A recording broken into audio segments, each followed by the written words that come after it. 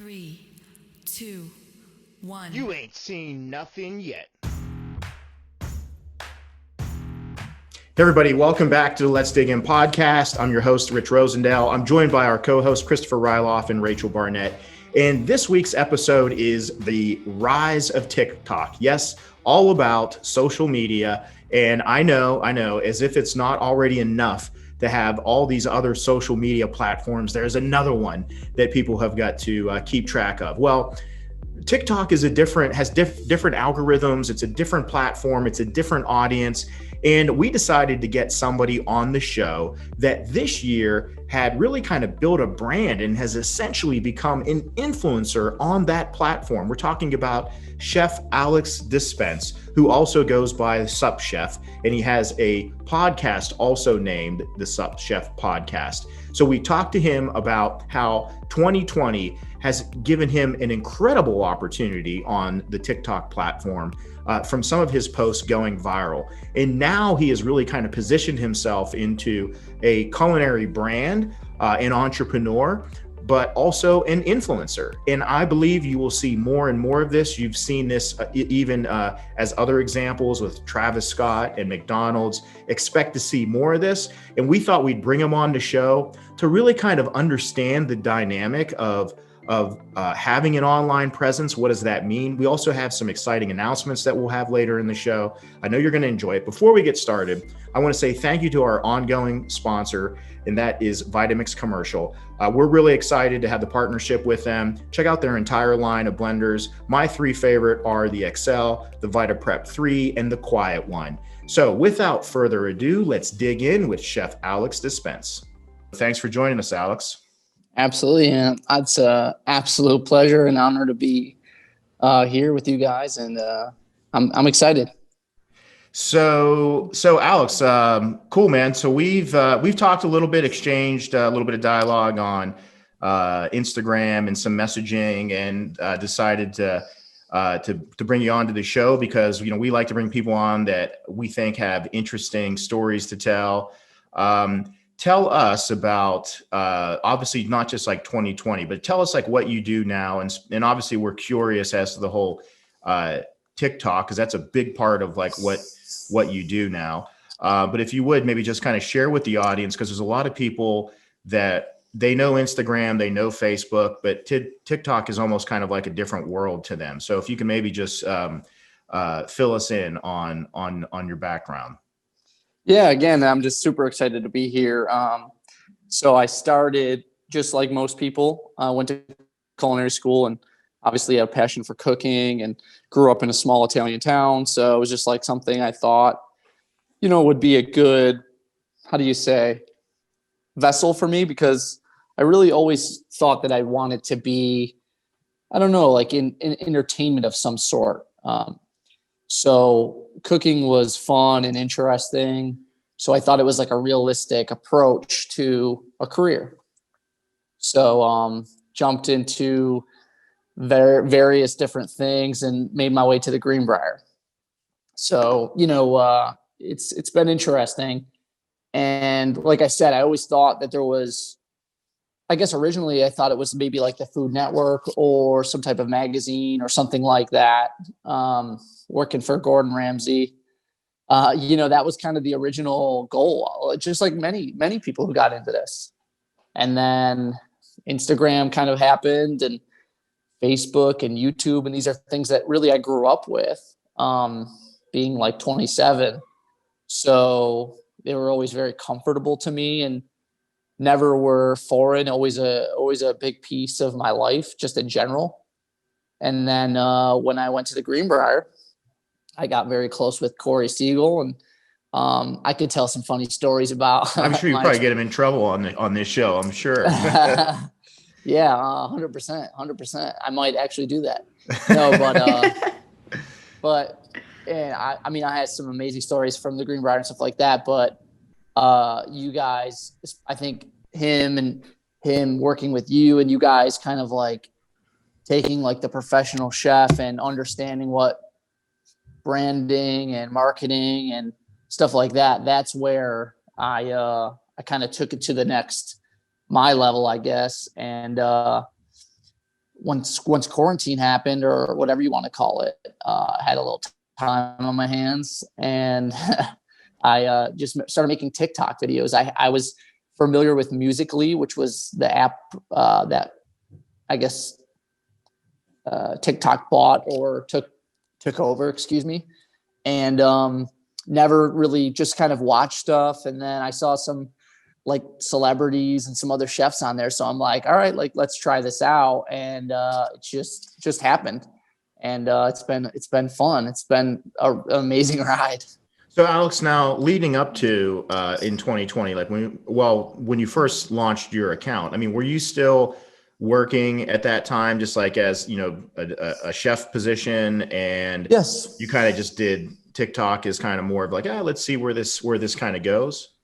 yeah, and to be completely honest, everything in my life is like that. Yeah. Like, let's just see where this goes. I'm still a chef at a resort. Probably will be for the foreseeable future. But you yeah, didn't know. I mean, did you see kind of in your mind's eye, like where you thought like TikTok was going to be able to, how that platform was going to play such a big role in what you do? Or did you just wake up one day and say, holy hell?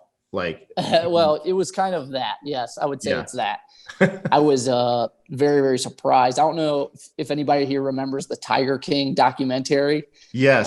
It's a very viral, just crazy thing. Almost went as for Halloween this year, but I didn't think any of my kids would know, so I went with I would Assassin's Creed character. I would have known. Yeah. I would have known. So there was just like anything, it was trending, and there was an audio that I seen or heard, obviously, and it was like, I'm certainly not going to sing it, but it was like, you know, something from the Tiger King. Yeah. And I just had I was home a lot with the virus. We obviously manipulated or adjusted, I should say, our hours and our operation, and New York State certainly helped with that. And then I don't know, I was just like cooking outside. I was, you know, just having fun, just for the first time in a long time. I just had time, and I was making fires outside or whatever. So I just started a fire like every single day. Actually, my wife was like, "What's wrong with you?" And I just brought one of those I got one of those cast iron skillets that I had never used. I got it for Christmas. I thought it was amazing. And it sat in my house for 3 years. And then I finally I don't know, I just had a idea where I just took a big pork chop and put tiger stripes on it with 2 different marinades, and then seared it with this Tiger King audio. And it got 40 or 50,000 views in Wow. one day. And I was like, this is odd, because, you know, I would have to, there's nothing I could have done on Instagram or Facebook or YouTube to where I would ever get maybe 100 likes or anything like that. So this was really foreign to me. And then it just kind of created that snowball effect since then. So that was the one that went viral for you, was the Tiger King one. Well, that was the one that kicked it off. It was the one that kicked it off. Yeah. And then I can see that. And then simply just I made this roasted garlic butter, which I call love butter. I don't know who invented it, but I think I just learned this somewhere in my career. But it's this amazing roasted garlic butter. It's just tons of roasted garlic and picked thyme and parsley and tons of chives and rosemary. So it's a compound butter. And I use it on everything from toasting brioche rolls to even finishing sauces. And I just happened to have to make it. And I was like, you know what, let's just film this. Let's see what happens. Everything in my life now is documented and filmed because of TikTok, which is fun, but sometimes it's crazy. But I made this giant batch of this, and then it hit 1 million views. And I was like, whoa, wow. This is serious. And then, I'm obviously a big pizza guy. So I just made pizzas. I make pizzas. I eat pizza every day. So I just made pizzas and stuff like that. And then I got 3 million views. And then I just am associated with all these huge, massive creators on the app. And it's bizarre.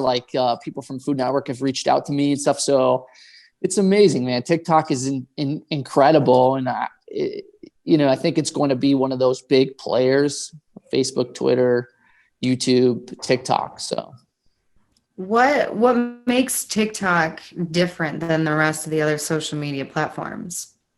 that's a phenomenal question. So actually I was talking to Corey Siegel, I don't know, like 3 years ago. And I always come up with these crazy ideas. And one thing I love and appreciate about Corey is that he's very blunt with me and he's very honest with me.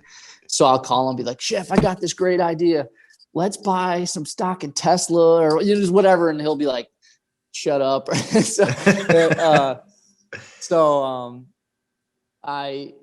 I called him and I was like, what if Instagram, because we're always talking and scheming on stuff. I'm like, what if we created an Instagram that for one day, everybody followed you? Not just you, but just each user. And he's like, that might have some legs. Like it's a good opportunity to get people exposure. If you're making wooden sculptures or something, you may have this amazing business and, people may love this, but you just don't know how to market yourself. Well, to be honest, that's what TikTok does. TikTok gives every video goes to the For You page, which is basically like the explore page of Instagram, or it's just like the default. So if you open TikTok, it's the For You page.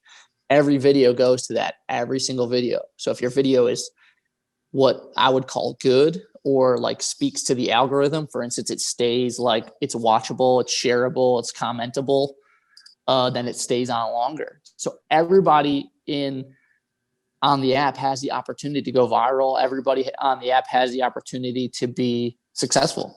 And like where Instagram, here's like a cool, like funny, like reality is like, I say this all the time. Like I did not wake up looking like Kim Kardashian. So Instagram is very challenging for me just because like those are, you know what I mean? That's a complete reality. And I'm not, trying to certainly be rude or anything like that, but it's funny. I can kind of make fun of myself, but that's but I think there's something kind of refreshing about that, that I think that people kind of are kind of hungry for, just to, we live in this world of like, filters and, what you project to be as opposed to like what you are. And I don't know, it's kind of neat to just see, just straight up you throwing down some pizza, on a grill or something. I think it just, you're not hiding anything, it's more authentic.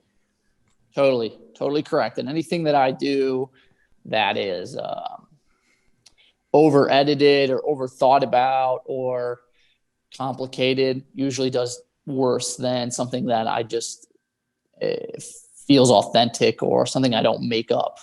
You know what I mean? So it's just interesting. And I think you're totally right that it is refreshing and it gives people like TikTok specifically, but now Instagram with Reels and I think social media is kind of turning a little bit in that direction, but it gives you the ability to be a little bit more authentic. And that's a term that millennials and like people like Gary Vee use is like authenticity, authentic. But then you like put up like, a gelatin dipped pizza with a filter on it or whatever. It's not authentic. Right. So it's, I think there's it's kind of ironic, TikTok, really. It is. Yeah. But TikTok's given that to you. I mean, I like when I burn shit or if I drop something on the floor, sorry for cussing, but no, that's fine. It happens all the time. Okay. All right. If I drop something or there's some type of blooper, if I put that in, sometimes those subtle details of me just wiping a table before I do something is makes the TikTok go from being like good to great. And I just did a podcast with his name is Sonny Harrell, who's his channel's called That Dude Can Cook, and he's very good at that. But one thing we were talking about on the podcast was like Gordon Ramsay, and I keep bringing him up, but he's like a hero of mine. But he had this video one time where he was just he put some bread in like the toaster for his scrambled eggs, and that scrambled egg video he had is extremely popular. I think it has like 100 million views or something on YouTube, like insane amounts. But the first batch, he burnt the bread in the toaster, and he's taking his side towel and he's like wafting the toaster and smoking up his house and stuff. And it's like, that is genius to incorporate that. I mean, and it gives everybody in the world, I mean, even you guys and myself and even Gordon Ramsay, like, burns toast sometimes, Right, you know, totally. Right. and it's good to see that, you know, people want to see that. People want to see everyone doing mistakes, that people are real, like what you were saying, being authentic. Chef, what do you think that are the biggest mistakes that brand and social media they do? I'd say that people don't understand how to interface themselves with the app. For instance, if you go on Facebook right now, it's pretty bad. It's Oh my God, everybody's yeah. It's toxic. It's negative, and you have colleagues that are saying stuff that they would never say in public, as if they have like this incredible platform to say things under the protection of being alone in their home. And I don't mean that in like a, you know, it sounds super negative, but I mean, like, I see sometimes, especially chefs and stuff, I see them going on about ripping into politics and ripping into their friends and colleagues about the way that they feel. And then if they go out to dinner with them or have a glass of wine with them, they would never act in that way. So I think it's about being your true self and taking a deep breath and before you hit send and rereading it and understanding that, understanding your market and understanding these kids, man. I'll tell you what, these kids are so smart and they've come up with things that I wish I knew. Like the word cringy. This is something that I hear a lot on TikTok, right? These long political depositions that you put on Facebook, which all your colleagues and potential bosses are going to see, are That's cringy. crazy. Yeah. It's cringy. Yeah, totally. Yeah. And Totally. Right now there's many companies that they look, whenever you send a resume, they look into your social media. They actually do that. Well, And right That's now, your first interview. Totally. Right. It's the first impression. Absolutely. And sorry to interrupt, but I've never one time in my career as a chef went into an interview without looking for somebody on Facebook. Never once. Yeah. Right. Do I find them every time? No, but I look every time. Right. Yeah, because if you see something shady or something, it's gonna be the first impression, that the first filter to say like, yeah, I don't think about this. And now that you mentioned about everything that's going on Facebook, and let's not get into politics, of course, but what do you think about if TikToks gets banned in the US? And are you concerned about that? Is anything that you have to think about that? I mean, after you went viral and you kind of like, you love TikTok right now. So what is your thought about that? I mean, do you think that it will? No, I don't. I don't, because I think that there is everybody likes to act in their own self-interest. And I think that there's a tremendous amount of interest to keep it here in the United States. I think it's pretty mainstream. I think it'd be very, very extreme. Something would have to go really south. And I think that all the talks are kind of mellowed out a little bit. So we'll see what happens. But I'm also kind of I kind of try to think positively about things. And, listen, it would suck. And there was a scare at one point where, right in the height of all these conversations, there was a big glitch on TikTok. So everybody was already like very, very concerned and thinking about it. And then TikTok had a glitch where everybody's views, likes, and follows went to zero. So you could imagine everybody went on live and everybody was like, go to my Instagram. So there's been some scares and stuff, but listen, I think, the worst of it's kind of passed, but who knows? And it's possible. And, if the ship sails on TikTok, then we move forward. Do you think that Reels is going to replace TikTok in the case that TikTok gets banned in the US? Yes. It's good. Reels is very good. Reels is what Instagram needed. But, listen, I was a massive fan of Vine. I don't know if anybody was a Viner, but I loved Vine. And TikTok has replaced Vine in terms of my favorite app. But, things will come and go in this world. So. Well, I think the thing is too, is you got to like keep your mind open with all these new apps. And unfortunately, I mean, you got to spend a little bit of time like getting to know all these different apps, because things happen so much faster.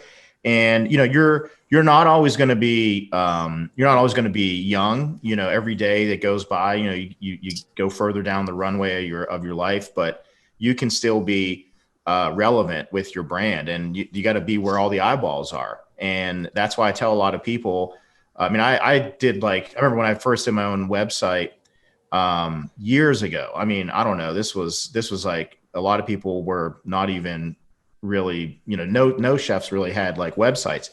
And I remember like somebody asking me like, are you running for office? Like they were like laughing, like that was like Yeah. crazy. I was like, no, I mean, this is like, you got to think about yourself as almost like a business or an entity that you have to build your brand. And it doesn't matter, even if you don't want to be, even if you're not trying to build like your own personal business or anything, if you want to be like the executive chef at the Greenbrier, then you want to look like that. You know, you want to, everything you do. And just like you said, Alex, about what people go online and say, they're really almost kind of like building their brand DNA, like a statement about like who I am, what kind of person I am, what kind of person would I be to work with or to work for. So I think, you know, people should really be mindful of that whenever you put all those things out there for the world to see.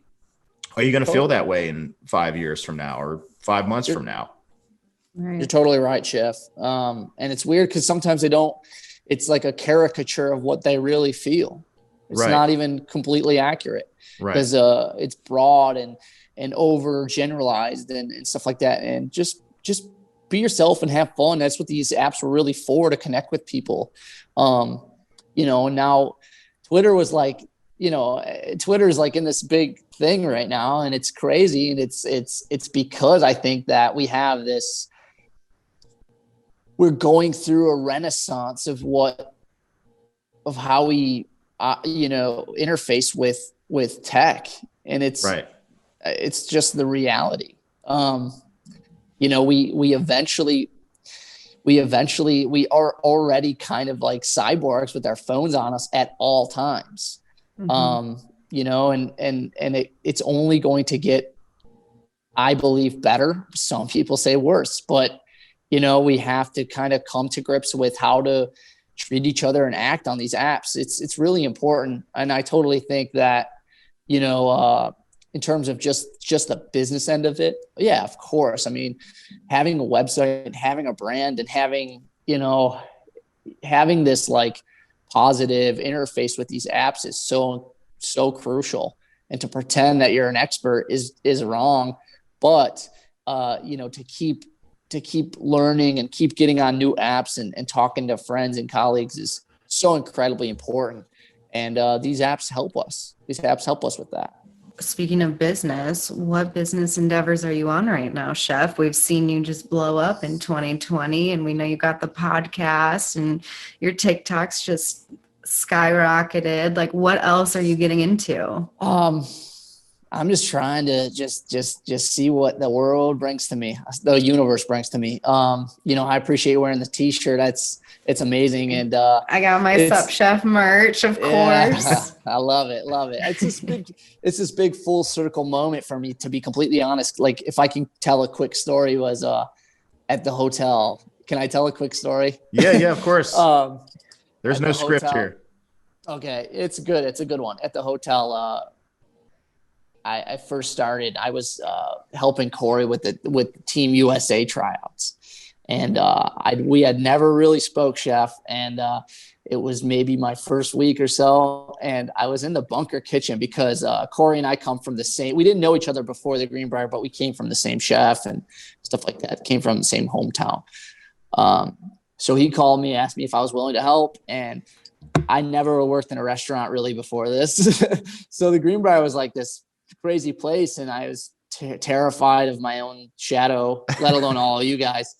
And I walked into I was in the bunker kitchen, and like nobody really was even allowed down there. It was just felt like very like weird and special. And then, you know, you had walked in, and Corey was like, "Hey man, I made this chicken mousse and it's got squid ink in it. And can you take the rest of this squid ink and put it in the Cryovac machine?" And he's like, "But really, just be careful because that's Chef Rosendale's, and that squid ink, that shit gets everywhere. Yeah. So I said, yeah, of course, no problem. I've cryovac stuff before. And you had walked in behind me. You were like, "Hey, chef, what's your name?" And I was like, "Oh, I'm Alex." And I shut the lid of the cryovac machine and I was talking to you. And we just spoke briefly about the apprenticeship program and stuff like that. And you walked out and I turned around and the squid ink was in every single square inch of the cryovac machine. And I was God. like, oh my God. Man. So I ran and got all these Seafold towels that I just had to like lay out for Corey. And I was like cleaning the thing before he got Did back. Siegel and see this? Or did you clean it up before you got to it? He probably saw it, to be honest. Yeah. I don't know, but I'm sure it was just. God, was just like, seconds later, and that would have been like the worst possible first impression. But I would have helped you clean it 100%. up, though. I mean, I know you would have. You were, yeah, absolutely. I just was kind of like, it was odd. It was just this like, it's this full circle moment for me to be talking to you guys right now, just because I just remember the feeling of that, and I kind of almost have that embarrassment up to my neck right now. Just like, that'll be a nice TikTok video, though. I know. Yeah, that would have went viral. Yeah, that for would have. sure. But I we've been talking about like the use of social media and all the things that people do. And you're right. I mean, it's like you go on to like Twitter and it's like you got to basically like insult somebody for something to get like, screenshot and share it everywhere. Unfortunately, I mean, that's really kind of like what society has kind of like manifested into. And my hope is that, we can start to get behind people and kind of support people. And that's why, like, when we, even with the show, we like to bring entrepreneurs, people that are like launching businesses that have really ambitious things that they want to do, because we feed off of that too. Like that's a very inspiring thing. People, passion and energy is contagious. And I think that what you're doing is fun. It's exciting. It's great. You got all these things that you want to do. And I always found it to not really be productive, but it's kind of part of society that people kind of get their psychological jollies off of, like seeing somebody like, oh, that closed, or this person did this, or this person did that. I mean, people reach out to me all the time, and even just like with recipes, I mean, I try to share, like I don't try to keep all the cards close to my vest because I don't want somebody else to get like a bigger piece of the pie. Like I don't understand that mentality. And I think, what you're doing, I mean, I think you're growing, your TikTok and your brand is growing because, you're kind of sharing, and it's coming across as like, you didn't try to trick the audience. You're not trying to fool people. You're not trying to mislead people. It's like, man, you're doing what you love, and people are gravitating to that. And I think that's a powerful thing. And I think we need more of that. Totally. Chef, and oh, sorry. Yep. Sorry to interrupt you. No. I think that one of the questions that pretty much everyone would like to ask somebody like you that went viral is, can you monetize TikTok? How can you do that? And what are the best platforms to monetize, or something like what you're doing? For example, you came out with the podcast and you just said that you got contact by Food Network. How all that connection goes and those conversations, if you can share a little bit of that, that would be great for the audience. Absolutely. And I think this, actually all three of the previous questions, I think are kind of similar. So yeah, I just saw this as this amazing soil, and I just planted seeds. And I mean, I decided in 2019 that I was not going to be, this, I don't know. I just always had this kind of, I'm not really, they'll let the world happen to me mentality. And I just wanted to be like the main character of my movie. And I know it sounds like really cliche or whatever, but when I changed my vision and my view of the world, things happen differently for me. Probably not, but I just interface with it differently. TikTok, am I 1,000% passionate? Do I want to introduce myself as a TikToker? I do not. I want to introduce myself as a chef and a father and a podcaster and a content creator But I just see it as this fertile soil to plant the seeds that I want to do. And the podcast is something that I'm so incredibly passionate about, and it's what I want to do as long as I can do it. Fashion, I'm super, super into fashion, and Sub Chef fashion, I think is going to be coming out very soon. I'm really, really interested in these things. And to be honest, like, I just decided that I'm not going to pretend to be anybody else. I'm extremely comfortable and happy with who Alex Dispence is, or what Sub Chef is, or, what I represent. And that's when things happen to me.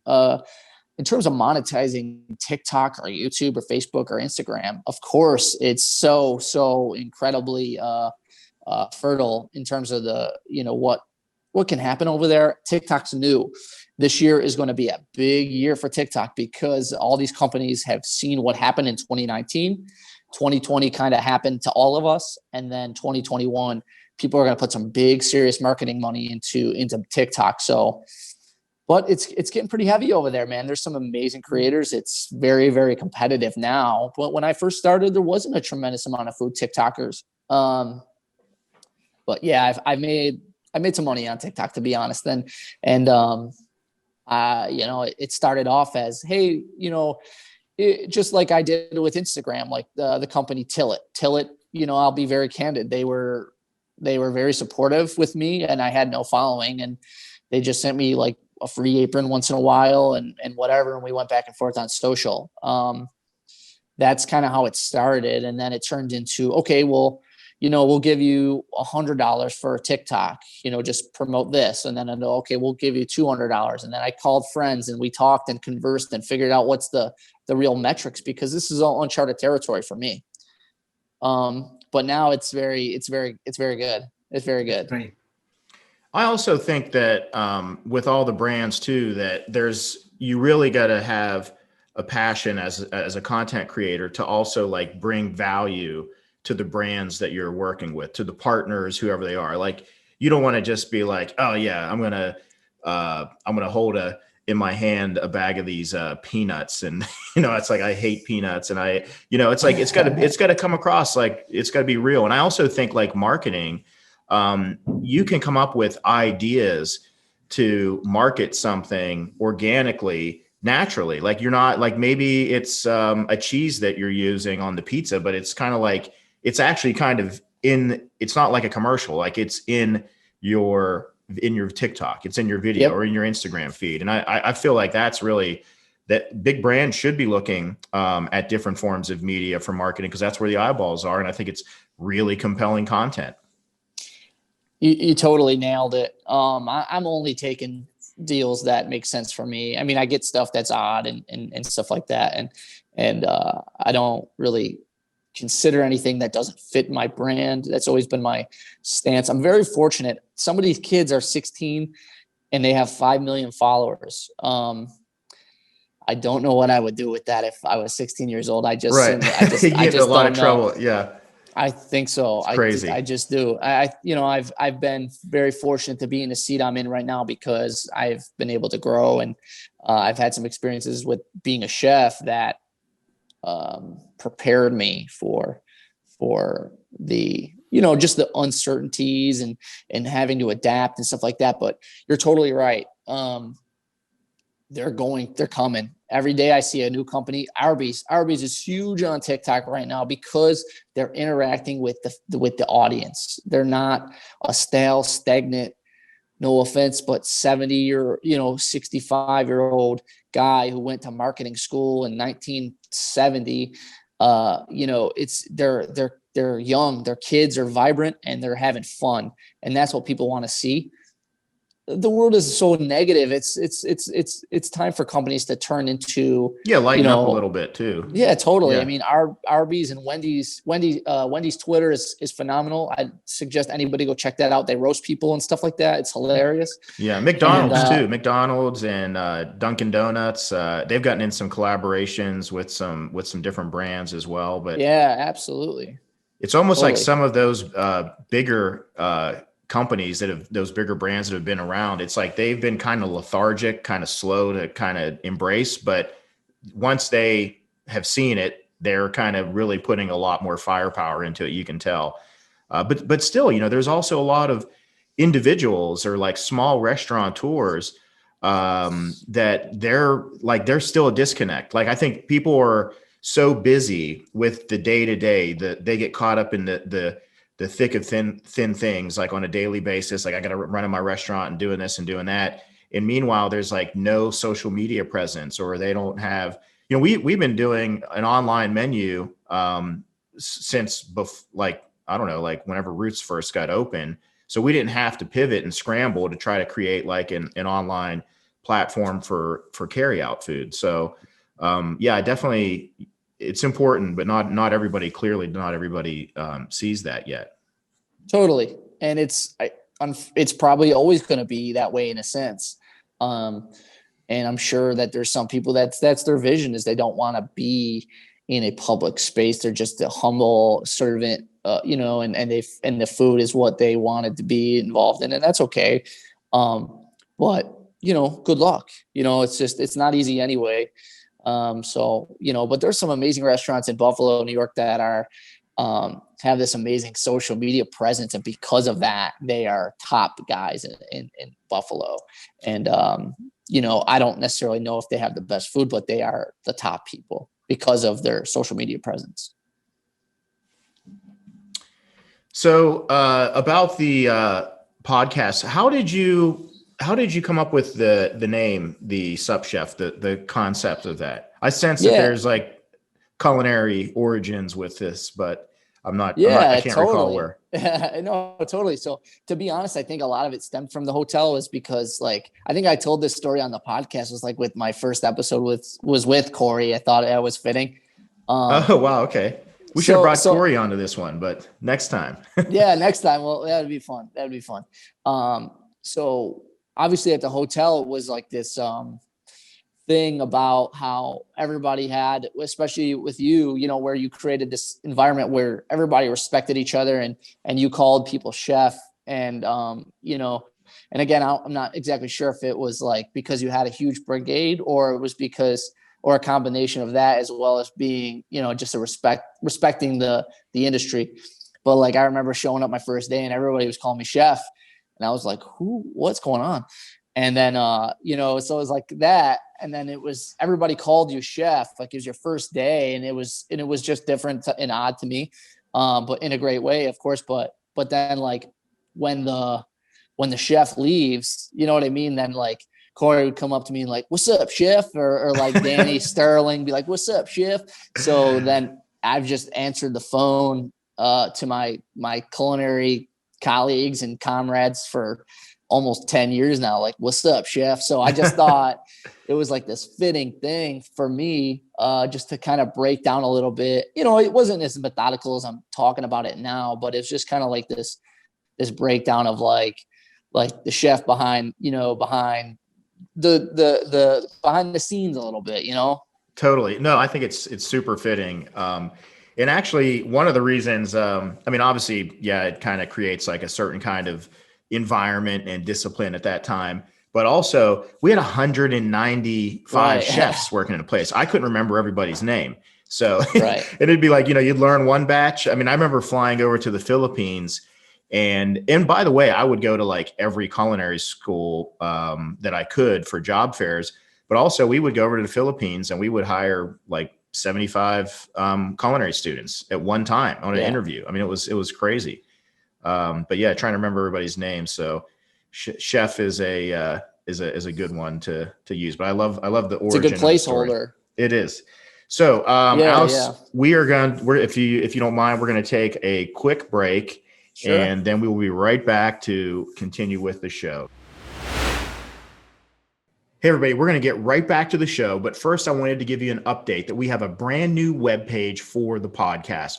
Go to richrosendale.com, select podcast, and there you will find all of the episodes. You also have links to everywhere the podcast is available, including YouTube for the video version. We also have a list of all of our sponsors, including Vitamix, our title sponsor, and there's also a link to their website as well. We want to thank all of you for continuing to support and watch and like the show.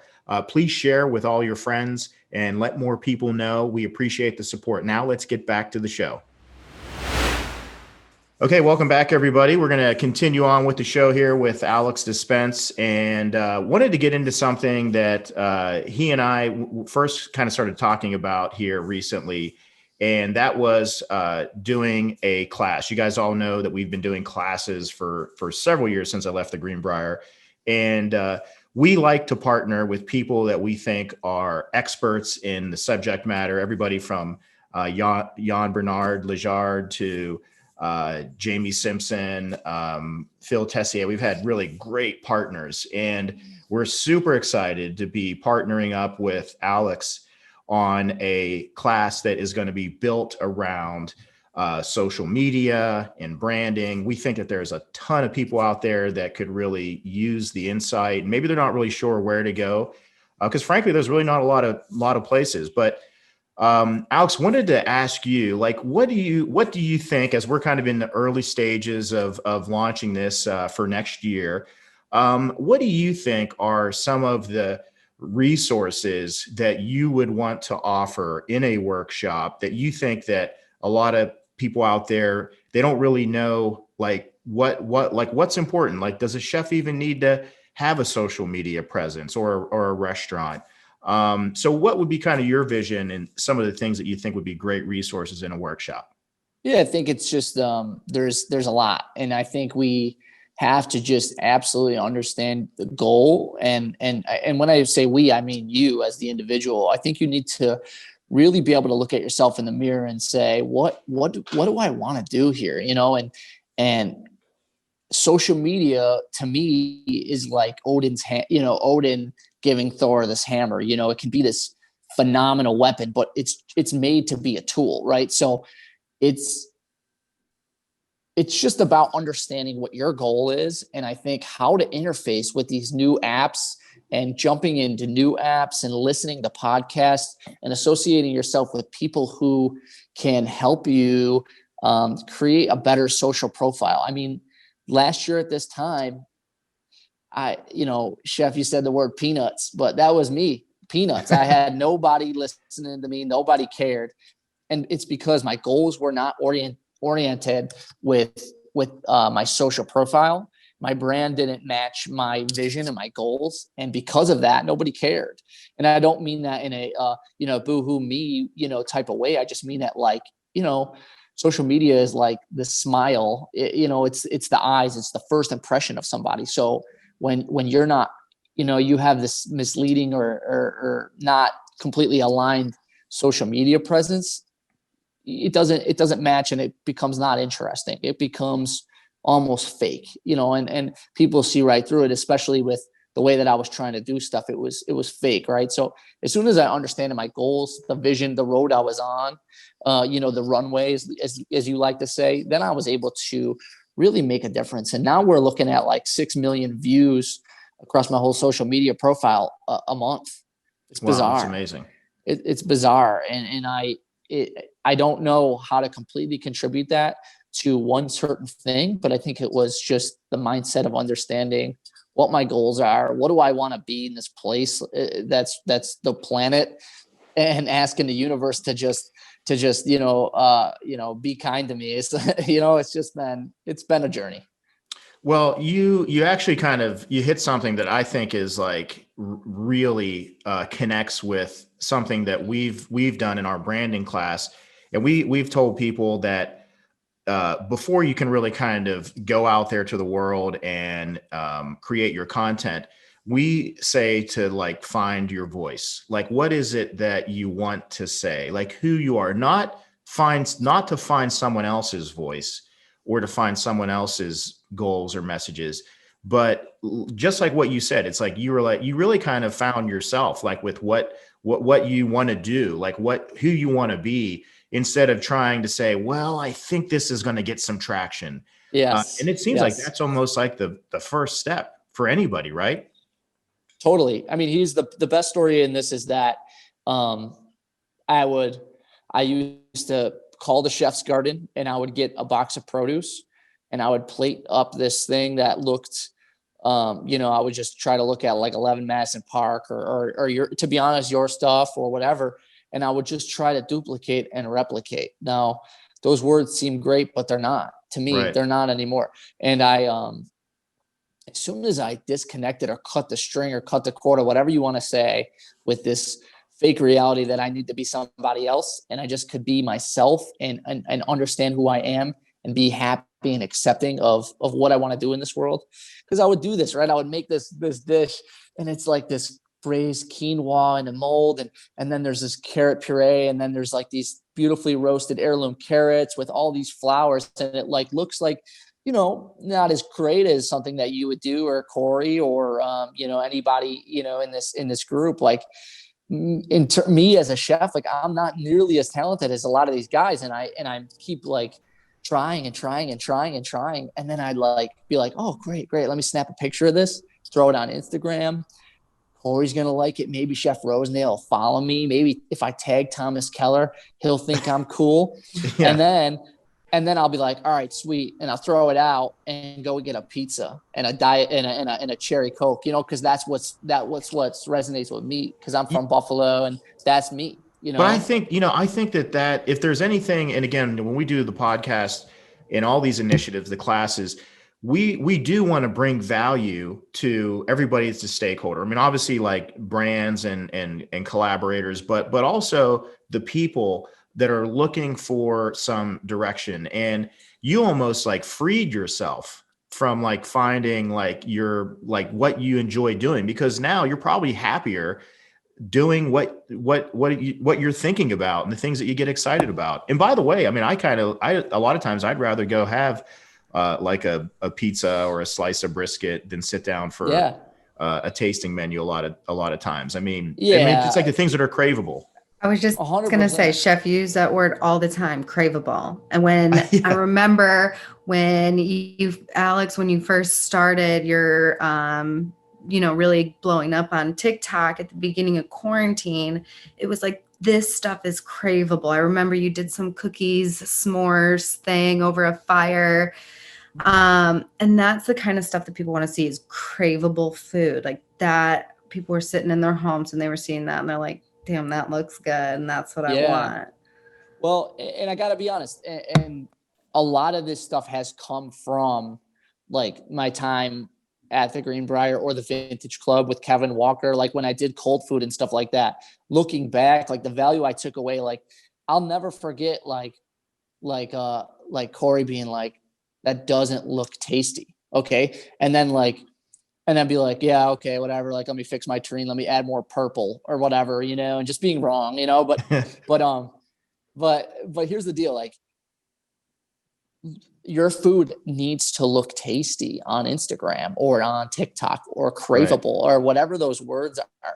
It does not need to look beautiful. And if that's what you want to do, then paint your picture, be you, but don't make it look impressive for the sake of being an impressive person. Right. And I think that was a lot of my problems. And I'm not speaking to anyone in specific or even generally. I'm more or less speaking to my former self, because that was my mindset. And now I think, like you said, I mean, I never heard that freed myself, but I appreciate that. It's a good thing. I like that you said that. Yeah, absolutely. And it's not an easy thing to do. It takes confidence and courage to go down that path, Totally. And I think when you let go of the idea of being perfect and having this perfection for social media, and you really let go of that and you can be yourself, I think it opens so many more doors for you. I mean, we can see it in your case, Chef Alex. Totally. Yeah, my life is 100% changed. And, like I was thinking about this before the podcast, was like, in the contender, like Chef, you were like ironing your chef's coat. Yeah. And you were talking about, you were like, this doesn't make my food taste any better, but, like we didn't show up to lose. Like we want to look like we want to win. You know what I mean? Right. And I think about that because one of my biggest inspirations in this world is Alexander the Great, and when he marched into Persia, like he had a cape and a cowl with a lion's pelt, and it was a lion's face over his head, and the jaw was over his head. And that doesn't make you a better warrior, but it looks pretty damn cool and it looks pretty scary. Yeah. You know what I mean? So it's that with me too. Like I just want to be myself and be okay doing it. And, it's these little things like being on TikTok and commenting on people and supporting people. And, again, and I talked about this a lot too, on my podcast, was like the negative mentality that I had. I did not realize that I had, because I would walk around pretending I was having the best day of my life, but I was like wanting people to fail so I could be successful. But once I let go a lot of these things, these myths about there's only room for certain people, it's really changed my life. And I'm happy, and I'm grateful for social media. That's made me a better person, really. Yeah, I think it releases a burden off of you once you stop worrying about like what other people, where they're at, what they're going through. And you just really can't be carrying that around, but a lot of people, it's hard. They get sucked up into, and, I think about that burden that our kids are going to kind of grow up into. And I'm kind of figuring out like, man, what can I do to try to clear the path for them? But I also don't want to inadvertently create more stress for them. I mean, I bought like my kids' website domains. I don't know if they'll ever need them, but I bought them like 10 years ago. All this stuff. I mean, I don't know. I mean, I'm like, man, maybe I'm not real. Maybe I'm actually creating more problems for them. But I don't know. But I just look at like how difficult that must be as like maybe a 16-year-old, and they post something and like how that makes them feel and stuff like that. So there's a lot of things. There's a lot there to unpack, but that's another show. I did want to ask. Sorry, go ahead. No, I was just going to say that, I think that I'm very optimistic and hopeful. I have a son, he's about to be 4. Oh, wow. And I'm optimistic. Like, I'm very optimistic about this. Like, I don't think he'll get a driver's license. I think that there will be no need for this. I think that he will be living in a future that we create for him. And, I think, like I said before, this is just a renaissance of time. I'm not trying to sound like philosophic or anything like that, but I just think that we're going through kind of a dark age of how we interface with social media and all this information that we have at our fingertips. And I think things will be better. And that, we didn't worry about putting the horse and plow out of business when we invented tractors. So we just have to be, focused on that kind of mentality about this will improve our lives. And I understand that, maybe horse doesn't get as much work as it used to or whatever, but we'll have to adapt and overcome to these things. And yeah, and I can easily go off on a tangent, but I don't want to start talking about like economics and all this stuff. Yeah, I love like stock investing and everything. And I actually think a lot of people talk about like inflation, and I almost kind of feel like there's more of a likelihood almost of like deflation. I actually think that, with technology, that it's actually going to bring the cost of a lot of things down. I think that restaurants, independent restaurateurs, yes, there's going to be prices rising and stuff like that. But because of technology, you're going to find that somebody will be able to create a service or a meal at a much lower price. And we're going to be competing for those same customers, but it's going to be a lot more competitive landscape. And I think that's going to happen with everything, like you name it, cars, all that stuff. I did want to ask Rachel and Chris, just basically on what's your opinions on, for people that maybe would want to look at something like a workshop or a class, like what do you think that people kind of struggle with on social media? What do you think some of the challenges are for like some of your friends and peers and other chefs and stuff out there? As far as what I've seen through my social media feed and watching other people, it's how I think it all comes back to authenticity and being yourself and not worrying about the followers and worrying about being yourself and true to who you are and speaking your voice, and not being so much about sales. I feel like when I'm watching people's stories, I'm just nexting everything because I feel like everything is a commercial now. What I would be looking for in workshop is how can people help with other businesses and promote other businesses without sounding like a commercial. like buy my product, buy this product. How can we support other businesses and see other business growth without sounding so scripted and so commercial like? Well, I really like the value add with kind of cross-pollinating other people, other businesses, other brands, because it's almost like, now it feels more that there's a noble cause attached with, what your message is. You're helping somebody else. Chris, what do you think a lot of people out there are going to be looking for? I would say that is more again about the same, that you have to be genuine in everything that you're doing, and about authenticity and being confident. I think that there's many people out there that they're probably great cooks, but they don't have that confidence to go and post something like what Alex was just saying. I mean, I didn't know Alex before the podcast, but he, for example, his mindset was set from the beginning of his career. He was looking at to a Gordon Ramsay, to Food Network, and he grew up with all of those kind of like images in his head, and thinking that you want to be there, and that's what you're accomplishing right now. Beside that, all of this year you were working as a chef and you were successful and everything, but now you have the tools that is social media, that is free, and it's something that you can put out there, and at the end of the day you can monetize it. But it's all about confidence. And I mean, if you wouldn't have that confidence on like, you know what, I'm just gonna post this because I think it's funny, and I don't care if somebody says something, if somebody tell me like, oh, you're being dumb or whatever, you post it and it blew up. And that was a great part, because at the end of the day, you realize that it was like, you know what, it's all about like, it's what I want to do, and that's what I should put out there. And then making pizzas, that is something that you love, and everything, and little by little that you want people to know you as a father, as a chef, as a cook, as a whatever you want.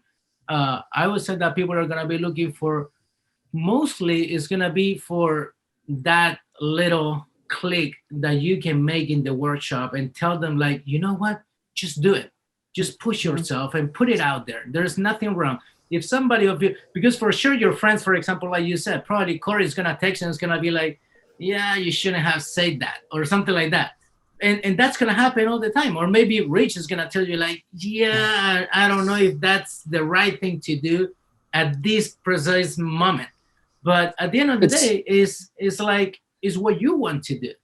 Totally. You nailed it. And I think, and Rachel too, I think, there's so many avenues. It's just like being a chef. Like you can be a chef for 20 years and not know anything about the real deep inner workings of how cheese is made, or wine, or whatever, right? There's so many caveats and avenues that you can never understand or go down, because it's such a wide and vast like industry, right? So, like right now, right, we have all these chefs and they're maybe at home, or maybe their country club is just doing takeout, or maybe their restaurant is really struggling and they want to get to a more online or social presence. Well, we should explore this. We should understand what to do and what not to do. And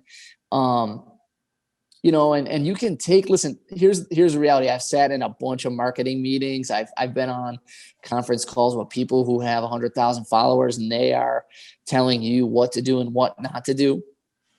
They don't know. There's really no legitimate roadmap to how to generally be successful, how to individually be successful. I mean, there's things that you can do to be more successful, but here you need to understand and have conversations with people about their goals, and really figuring out, deep diving into how do you get through each caveat and what to do, right? So like, if you want to all of a sudden be this online presence and do these classes and stuff like that, but really have no like interest internally about this, then you really should reconsider, because you're not going to make the paycheck that you're looking for unless you're passionate about what you're wanting to do and how much value you want to add into somebody's life. I think that's really important. And I think that's the biggest thing about social media. And I think you said it, Rachel, is about like, let's sell it. Click here, swipe up, subscribe. think about the value. You have this platform. I have a platform all of a sudden, right? Think about what I have to understand and think about what I can do on a daily basis to create value in people's lives. That will create growth for me, but value. It's a how do you say, a mutually beneficial partnership, that I'm looking for when somebody follows me or subscribes. I don't want to just be, selling t-shirts, and I do appreciate you buying one, Rachel, but I'm serious. I don't, it's my goal is to be adding value into people's lives. And I didn't know originally that's what was going to happen, but yeah, there's, we got to do a deep dive and really understand how you can be successful, not just generally how to be successful. I also think that just with, sorry, go ahead, Rachel. I was just going to say, I think that's a huge takeaway for the listeners, is to how can you add value to somebody else's life? Use your platform in a positive way.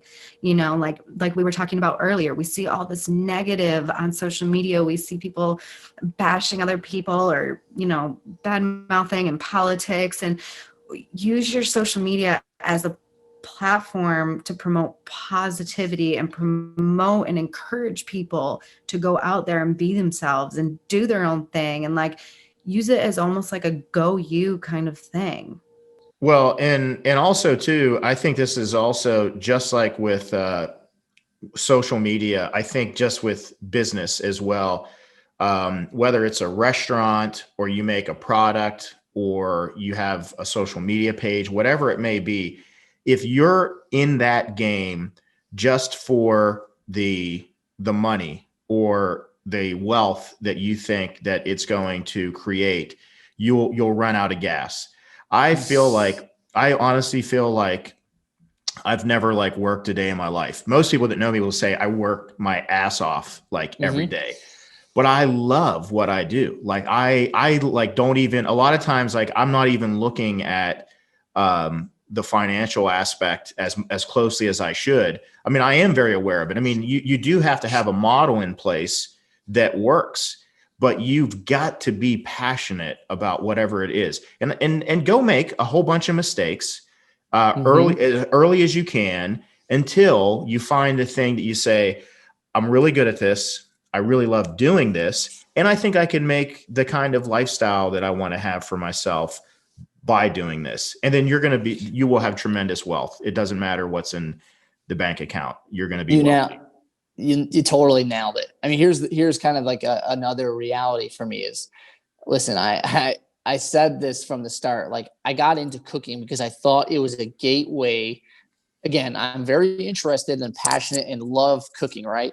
But I think inspired is an overused word, right? I think excited is very, very, could take place in a way people use the word inspired. I've only been inspired a couple times in my life, really, to be completely honest. I'm excited about a lot of things, but I'm talking about getting out of bed inspired for years about something, right? It doesn't come very often. And for really the first time in a long time, I'm inspired about what I'm doing because I finally feel like I'm doing the right thing.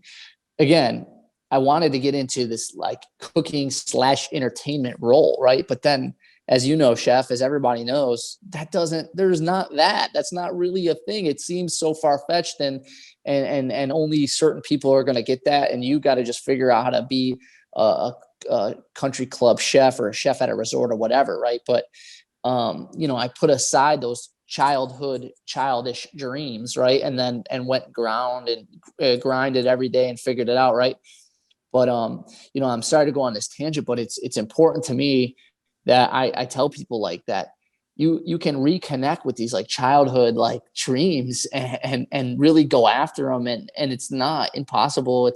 It's totally probable if you work at it and ask for it and do it. And, understand that, you can, to what Chris said, this is how I started. I thought maybe one day I could be like Gordon Ramsay, right? Not necessarily knowing what that means, but wanting my own TV show or whatever, having the ability to talk to people and teach and educate and, excite. But I've been trying to do this for 10 years. Look at me. I don't have no hair left. I'm getting chubby.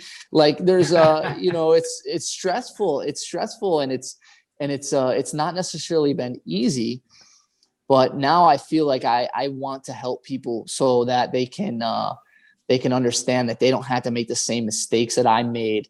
And it's not just about social media. Social media is important and it's a huge thing, but I use the pie chart analogy. I think it's almost 50-50, understanding your goals, setting your mentality, and then having your social media profile match what you want and what you're doing. And I feel like you are kind of almost connecting the dots in some way from what maybe some of your childhood dreams were. It's just that it's what is more suitable for today and what that looks like today, because, you are entertaining, you are cooking. It's just maybe not through the lens of a young person, a child, whenever you were thinking about like, well, this is what that looks like, Sure. whenever you were 15 or whatever. But now media has changed and a chef, the role of a chef has changed. I mean, good Lord, there's so many different things you can do now whenever you come out of culinary school. If you even go to culinary school, I mean, there's just so many options. Well, I know we're coming up here on the end of the podcast, but I wanted to give we'll go around the horn here with one more question if you have time, Alex. And absolutely. Yeah, I'm here for it. Rachel, you want to? I do. I have a question I've been dying to ask. So at the beginning of quarantine, we were both kind of going after David Dobrik to get some views. I've been dying to know, did you get any traction from Mr. Dobrik? Specifically, no, but here's some amazing connections that I've been very, very fortunate to make. There's a creator named, listen, I've had huge creators that I followed as fans are now friends. It's bizarre. Amazing. Alex Garnaschelli reached out to me personally, sent me an email, like never even reach out to her. And she sent me a copy of her book. There's been some amazing things that has happened to me because of TikTok. But David Dobrik, you're still on my radar. So if you listen to the Rich Rosendale podcast, I'm coming for you. That's awesome. We'll tag him. All right. I would just ask where people can go and try your food.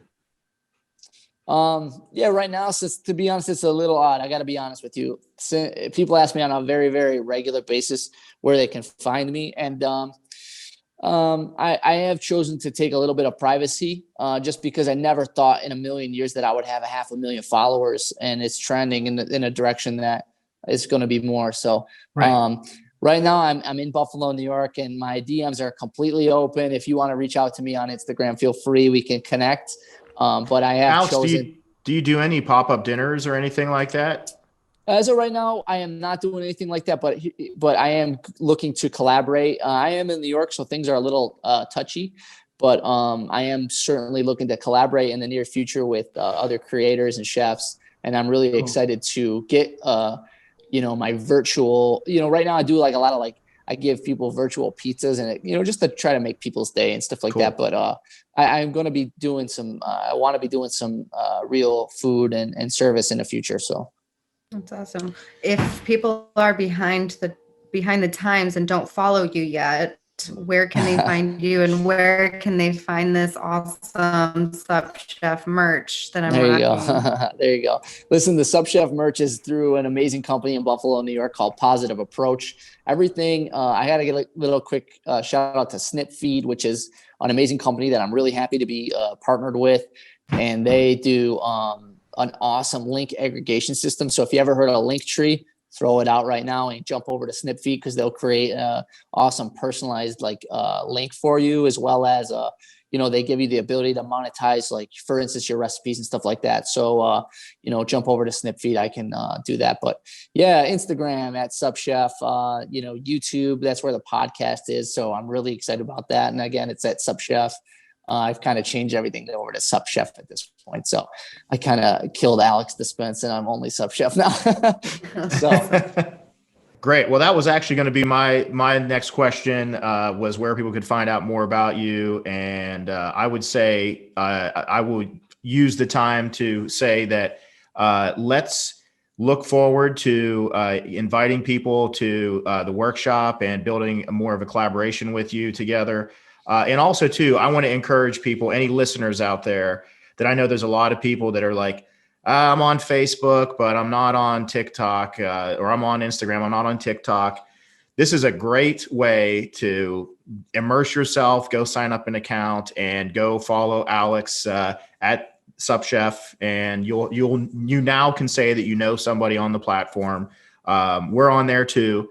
And Alex, this really has been a real treat to be able to talk with you. I mean, I really feel like every time we bring somebody onto the show, I feel like we get a lot out of the conversations as much as our listeners do.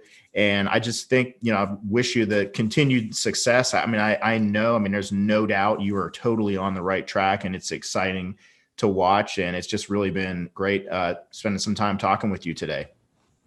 Absolutely.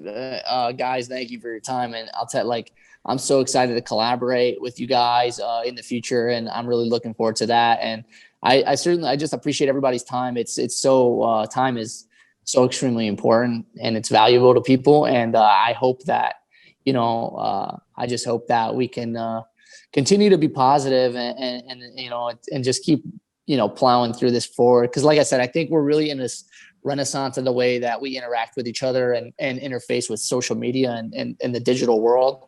And I think soon we'll be trending in a better direction, but it's a crazy time right now. But I appreciate your time, guys. Thank you guys so much. It's been literally an honor. Great. Awesome. Okay. Well, that's a great way to close out. Alex. Thank you. Thanks, All right, Alex. Chef. Take care, everybody. We'll see you later. soon. Thank you. See ya. All right, bye, guys. Hey guys, I hope everybody enjoyed the episode with Alex Dispence, and we are also really excited to be doing this class collaboration with him. So watch for more updates about that in the weeks to come.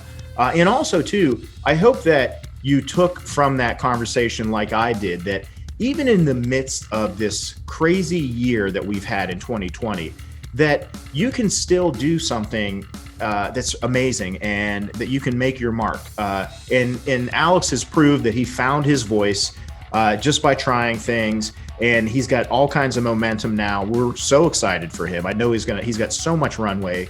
He's just going to take off, and lots of exciting things for him in his career. And also, I want to say thank you to all our sponsors.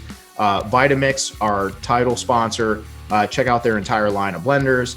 And also thank you to Henkelman. They're getting ready to launch a brand new vacuum sealing bag line. Will be coming out soon. For years, they've been doing vacuum sealers for sous vide, but now they're going to start making bags, and they're recyclable. Also, thank you to Verlasso Salmon. That's the salmon that we use in our restaurants, and it's South American, sustainable Chilean salmon. Also, the International Sous Vide Association. Check out their website. They're planning a really great summit for next year. We were able to participate in the one this year. It was a virtual one, which they did a great job, but I believe next year will be in person. And also Kohmee, Kohmee. That is our recipe and menu management software that we use. And it's actually free. You can visit their website. It's a great product. And thank all of you for continuing to support the show.